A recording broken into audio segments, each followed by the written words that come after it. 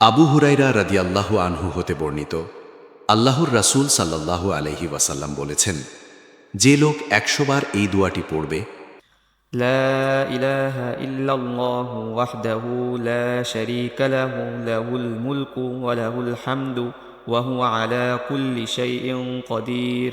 আল্লাহ ব্যতীত প্রকৃত কোনো ইলাহ নেই, তিনি একক, তার কোনো শরীক নেই, রাজত্ব একমাত্র তারই, সমস্ত প্রশংসাও একমাত্র তারই জন্য, আর তিনি সকল বিষয়ের ওপর ক্ষমতাবান। তাহলে ১০টি গোলাম আজাদ করার সমান সওয়াব তার হবে, তার জন্য ১০০টি সওয়াব লেখা হবে এবং আর ১০০টি গুনাহ মিটিয়ে ফেলা হবে। ওই দিন সন্ধ্যা পর্যন্ত সে শয়তান হতে মাহফুজ থাকবে।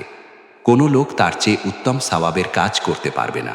তবে হ্যাঁ, ওই ব্যক্তি সক্ষম হবে যে এর চেয়ে ওই দোয়াটির আমল বেশি পরিমাণ করবে। সহিহ বুখারী, হাদিস ৩২৯৩।